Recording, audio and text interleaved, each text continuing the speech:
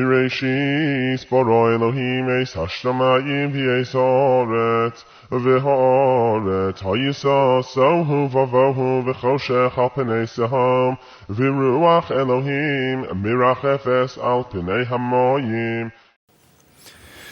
Welcome to our yearly cycle of the Torah study. We again passed our holiday Simchat Torah, and we begin the new cycle with the Parashat Bereshit. Bereshit, in the beginning. This is how the first weekly Torah portion starts, which is in the book of Genesis, chapter 1 to Genesis chapter 6.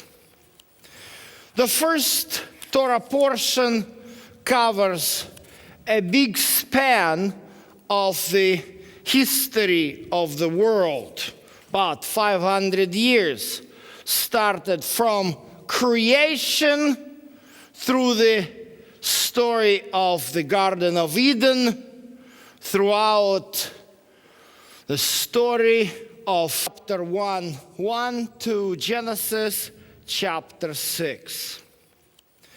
The first Torah portion covers a big span of the history of the world, about 500 years, started from creation through the story of the Garden of Eden, throughout the story of the generations of Adam. In the beginning, God created. The name of God, which is used here in this chapter, is Elohim.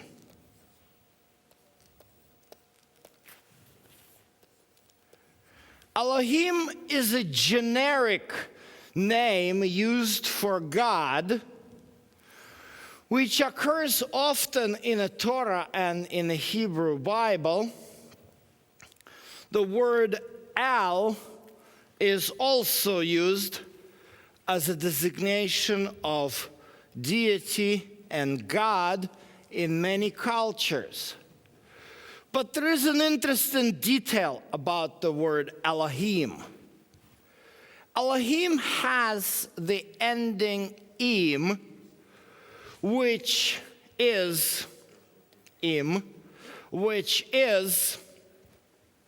the designator of the plural form.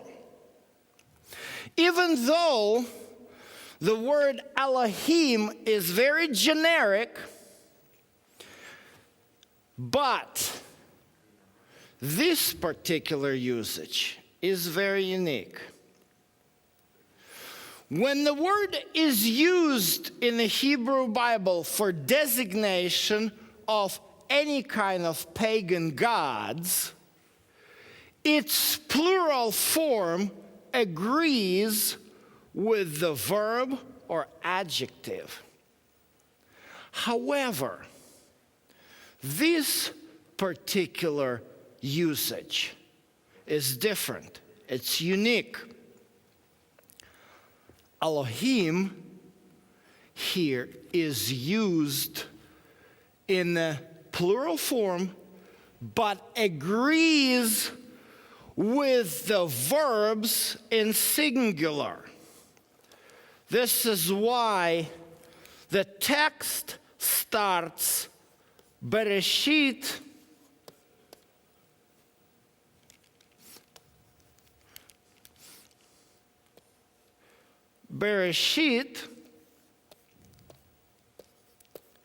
bara Elohim.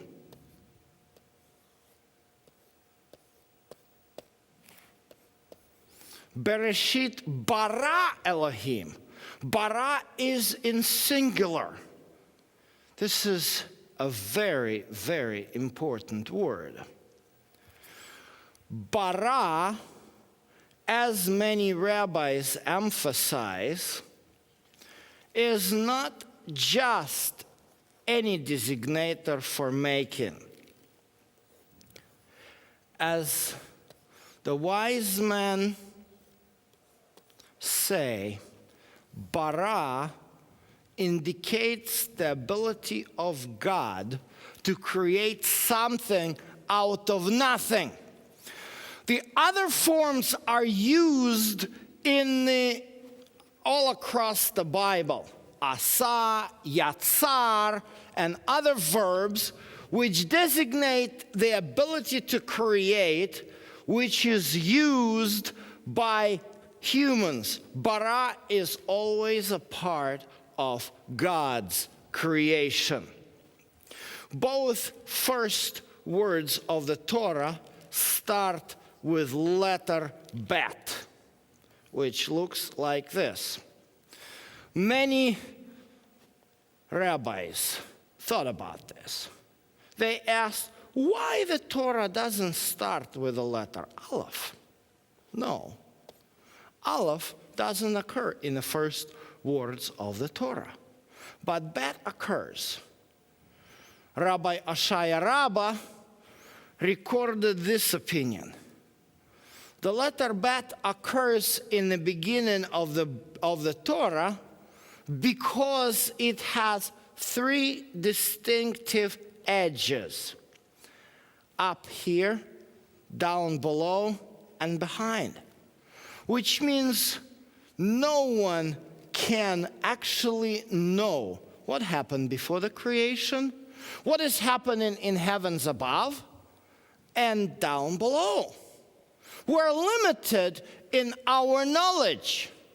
We're limited in our ability. We depend on God's revelation. This is why Bereshit is the beginning. There are many translations that take the liberty to translate this as follows: when God created heaven and earth. This when particle is often implied that something existed in the beginning. And this is possible, but we do not know what actually existed in the beginning before that beginning took place. That act of creation of heaven and earth took place. We don't have clear knowledge.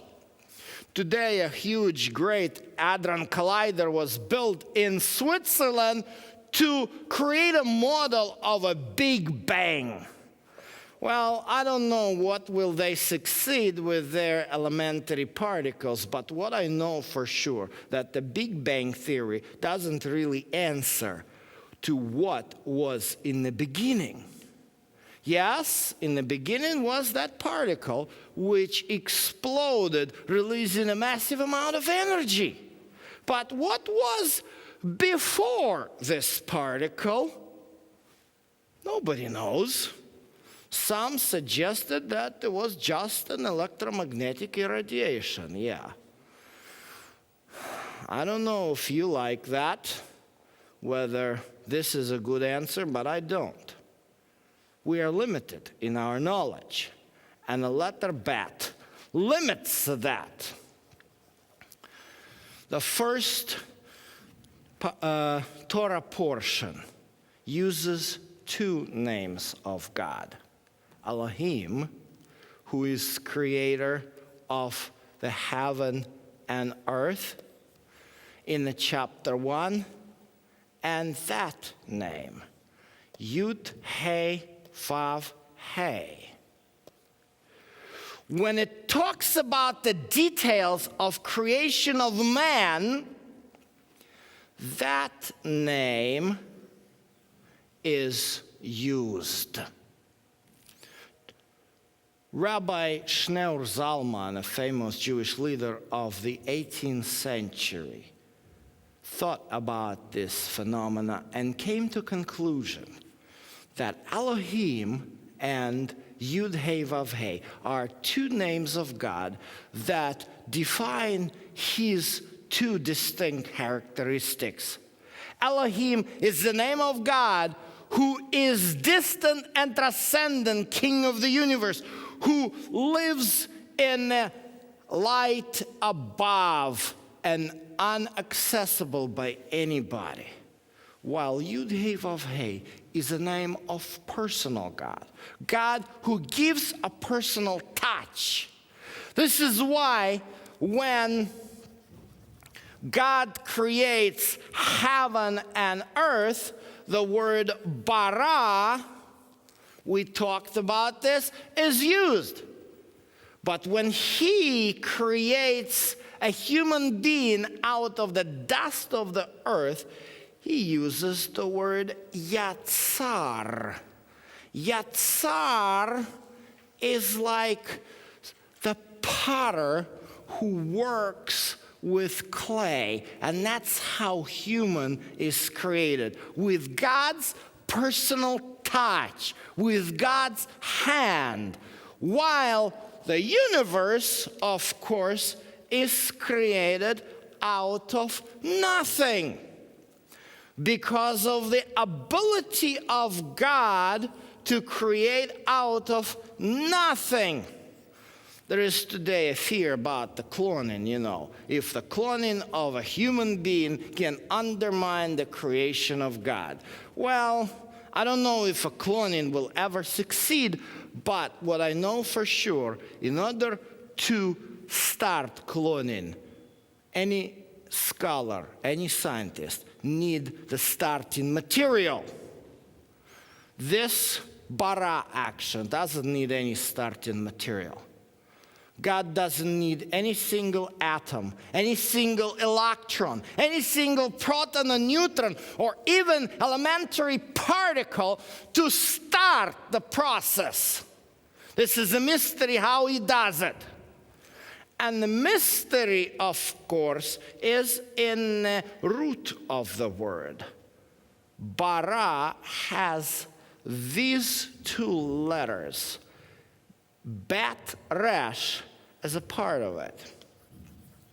Even though the book is written in Hebrew, but it's very strange to use this kind of wording because the word bar in Aramaic means bar, means son. Why is this? Strange coincidence.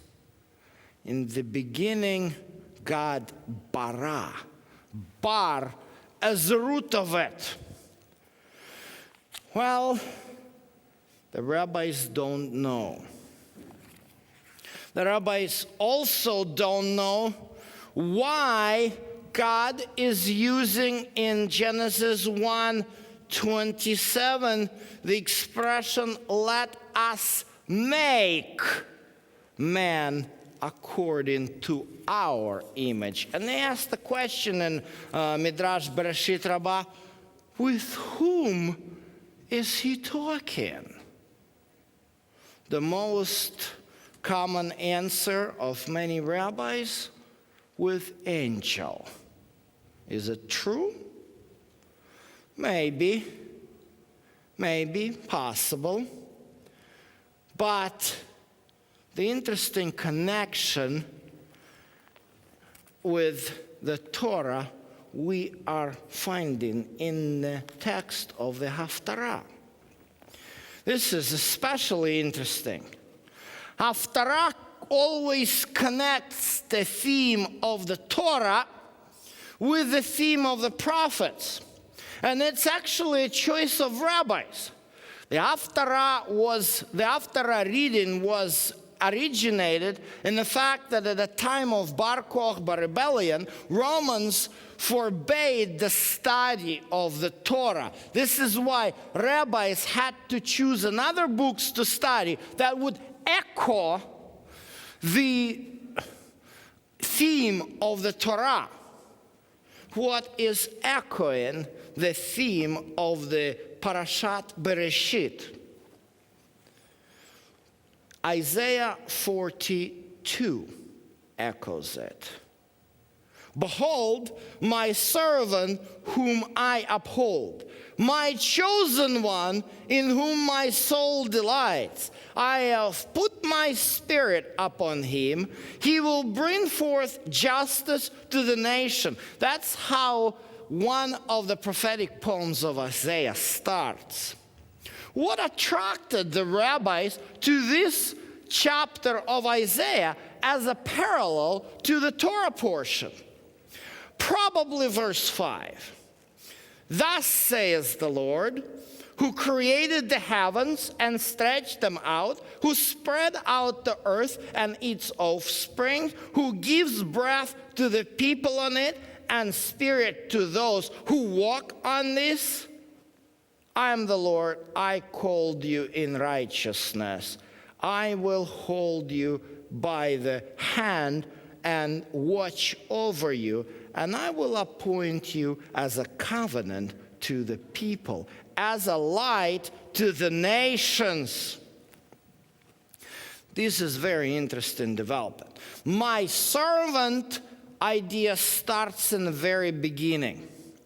There are a number of servant poems in the book of Isaiah, especially in its first part.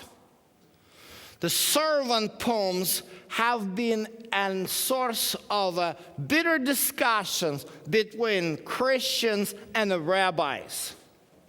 A famous commentator, Rashi, in his commentary on Isaiah 53, which is the major argument of Christian use to bring the idea of messiahship of Jesus of Nazareth, says that the suffering servant in Isaiah 53 is not a Messiah, but the nation of Israel. He bases his arguments mainly on Isaiah 41, where it says here, my servant Israel, Jacob, whom I have chosen, descendant of Abraham, my friend, Isaiah 48, verse 1. That is true. The servant often appears in the servant poems of Isaiah as Jacob, Israel. But is this the case here? Let's look again at verse 6, which starts after the motive of creation. It says here, I will hold you by the hand and watch over you, and I will appoint you as covenant to the people and as light to the nation. Two words used here, Hebrew words, are very clear. The covenant to the people here is Am, while the nation here are Goyim. Goyim. So it's very clear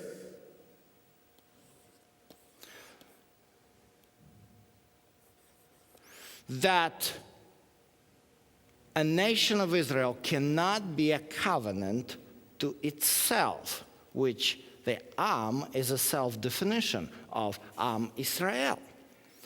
What is this all about? The answer is in verse 7. Why is the covenant? To open blind eyes, to bring out the prisoners from dungeon and those who dwell in darkness from prison. These words echo something which is recorded in Isaiah chapter 61, which is the key chapter in the entire idea of the Messiah. Chapter 61 of Isaiah gives a clear definition of the role of the anointed one. The Spirit of Lord God is upon me, because the Lord has anointed me to bring good news to the afflicted, to send me to bind up the brokenhearted, to proclaim liberty to captives and freedom to prisoners. The same idea which is used here in chapter 42 as the idea of the servant to whom God appoints as the covenant for people and for the nations. Here is the important definition. Because the Lord has anointed me, the word Mashiach is used. Mashiach, of course, is the verb which is the root of the word Mashiach. Someone who has been anointed. This is the beginning. This is why Mashiach is needed, to bring the freedom. Why are the rabbis choosing Isaiah 42 and paralleling it with the idea of God's creation? Why do they like chapter 5, the God who stretched the heaven and created them, spread out the earth, all of this creation motive, which is followed by the servant Messiah motive? I think they see that the word bara contains something in very concise form. Genesis chapter 1 expressed the old idea which John expresses in his gospel. John chapter 1 starts with words which are very well known in the Christian world. In the beginning was the Word, and the Word was with God, and the Word was God. He was in the beginning with God, and things came into being through Him, and apart from Him, nothing came into being that has come into being. This is a little bit cumbersome expression, but it mimics the rabbinic thought about the creation. Often Christian commentators take the word as logos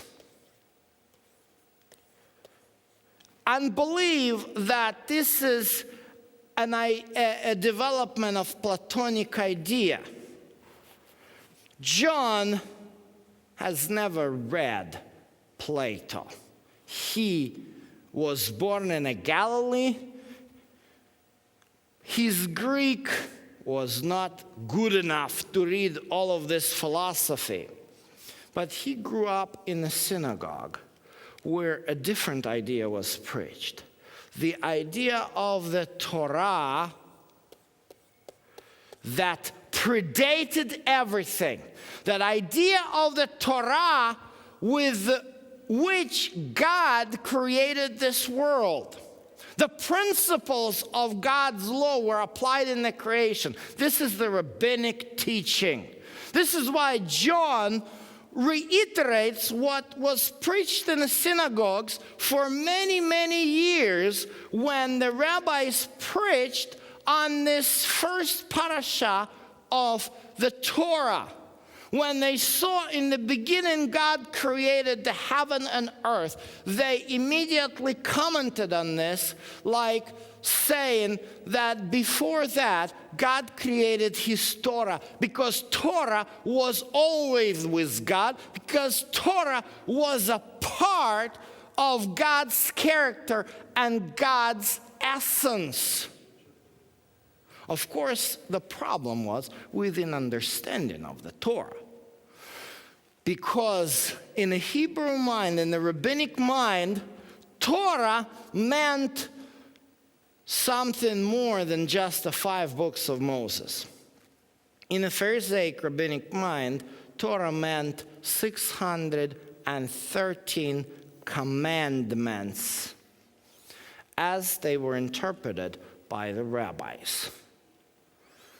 Well, in this case, it was a problem. The Gospel of John was written at the time when the temple was destroyed, and 2/3 of these commandments could not be observed. And Judaism was in big disarray.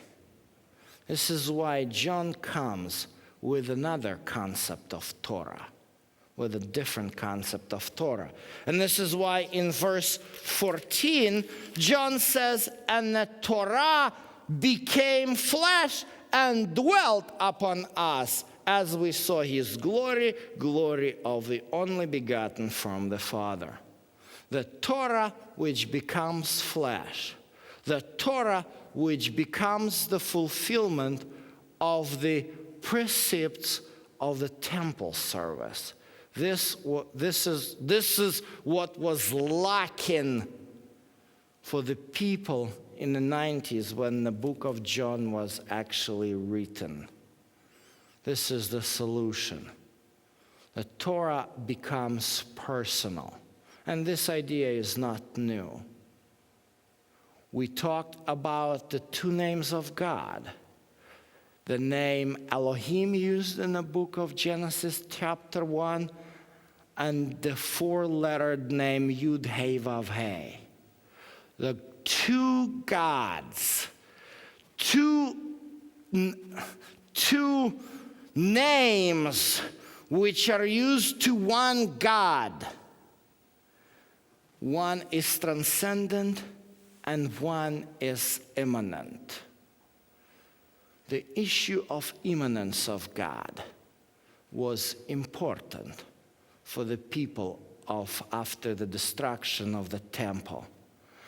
And that's the essence, to see God not as two different distinct gods, as Marcion has suggested, and developed this idea. The God of the Old Testament, evil, far removed, harsh and severe, and the God of the New Testament in the personality of Jesus Christ. No. The Torah sees them as one.